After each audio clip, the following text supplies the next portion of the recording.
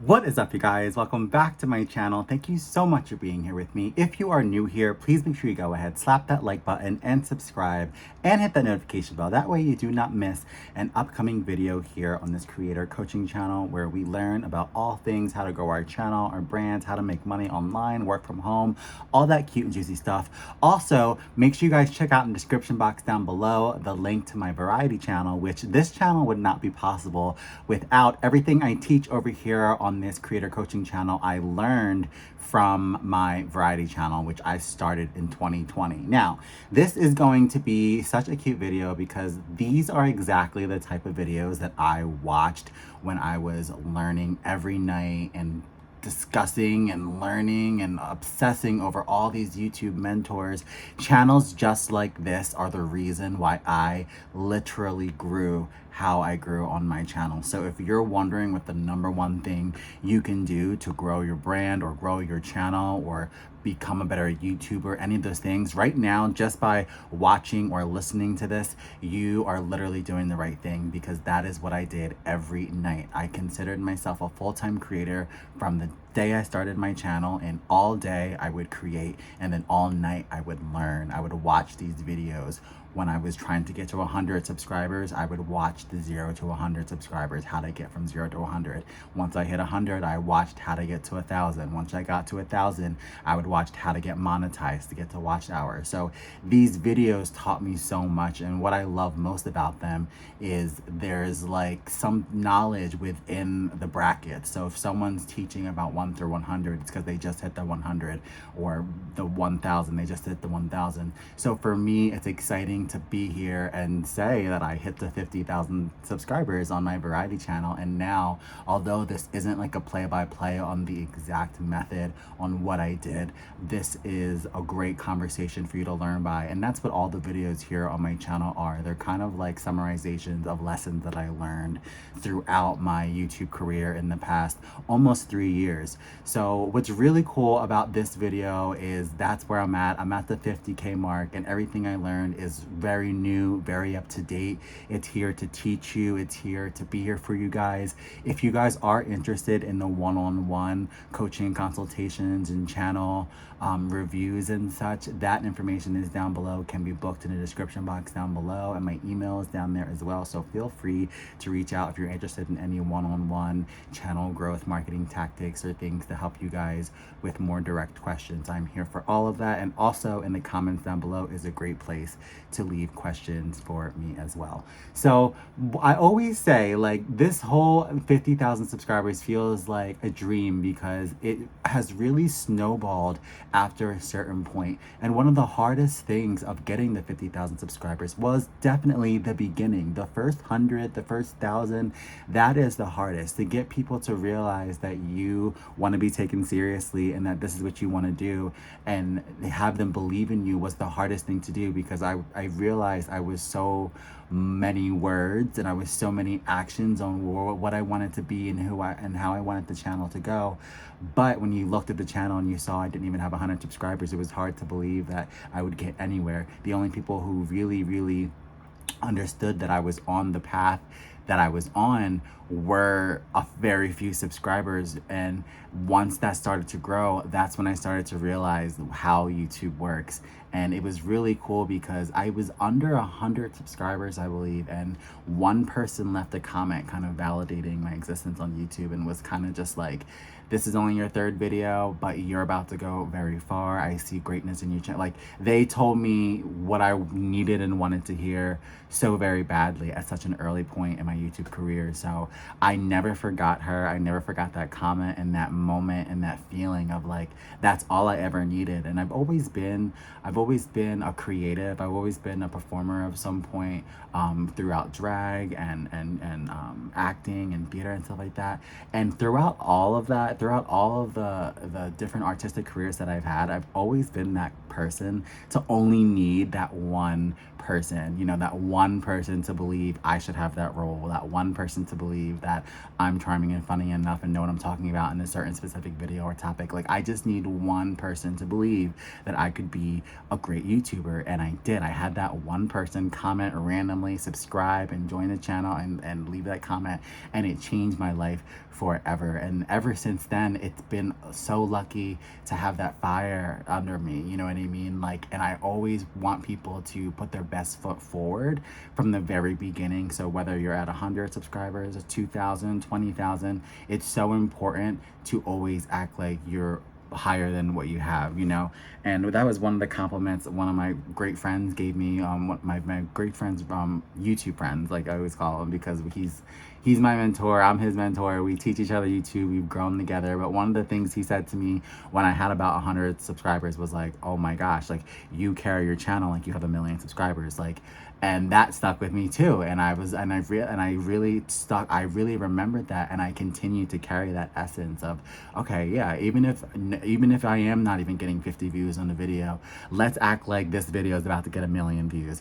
You know what I mean? I really started to believe in my ideas, believe in who I was, believe in like who I was as a human, not just a YouTuber. And that's when I really saw a change in my channel, and I started to see more of a snowball effect. Like, and I started to realize the more people I could get to just accept, believe, and love me as who I am, the easier this will go. Like, there's no need to come on here and get people to fall in love with certain talents. And that wasn't the whole idea of my variety channel. That wasn't the whole idea of this channel. The whole idea is that you know me, you like me, you understand me and the content that's coming out of my mouth, that we have a connection, you believe me, I believe you, and we grow from there. So I think that once I started to establish that on my variety channel, things started to get a lot easier. But I think that a problem that some people may have that may make them stumble in the beginning of that process is all the competition, looking around on YouTube, trying to figure out what video to do next, what will get the most views, what will make you the most money on YouTube.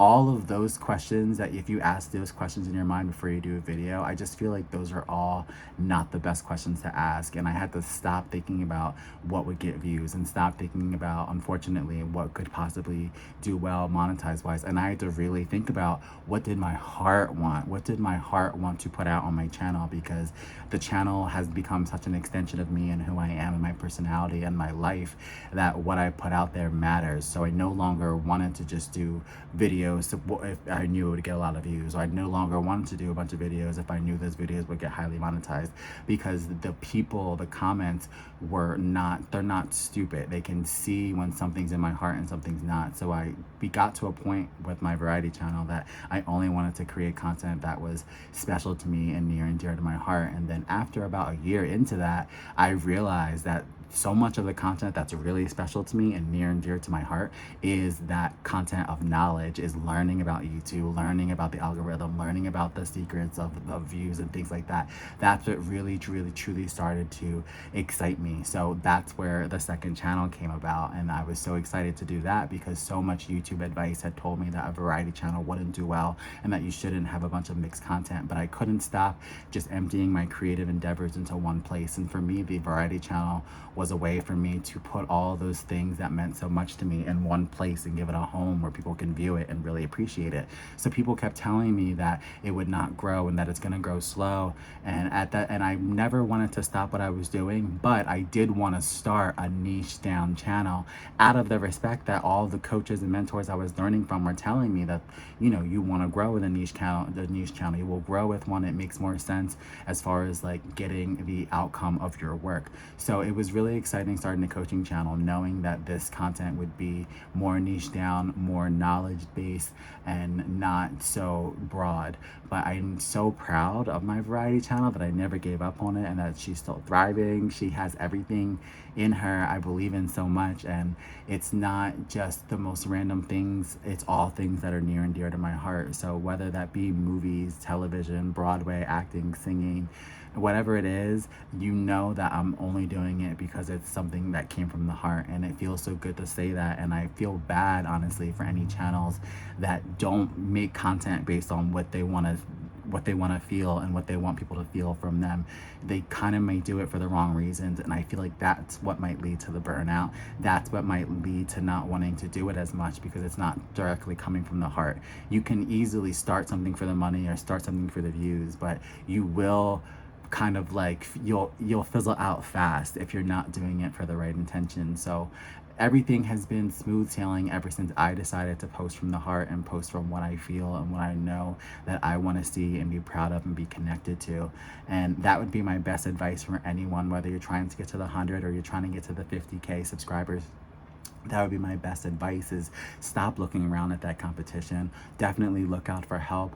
There are coaches and mentors all over YouTube, but even if you can't afford the one-on-one consultations or the interview methods or anything like that, there's so much free ways to learn YouTube on YouTube, and people don't give it enough credit. Like, there's so much you can learn, even like business-wise, and I took it very seriously. Like, put yourself through classes, put yourself through hours and hours of learning. Take notes, take it seriously, become who you were meant to be, but become that little by little and by trying. It's so easy to say I want to be this and then go to sleep and wake up and think that that's who you'll be, but there's so much work in between that people don't talk about, especially in the creative world, and there's so many things that people are embarrassed to talk about. But that's why I love the transparency of this channel, and just kind of me just telling you where I'm at story time wise. And like, some of the other things is like, maybe you won't hear this in other videos, and I'm glad to say this, that like, other people may hit 30, 40,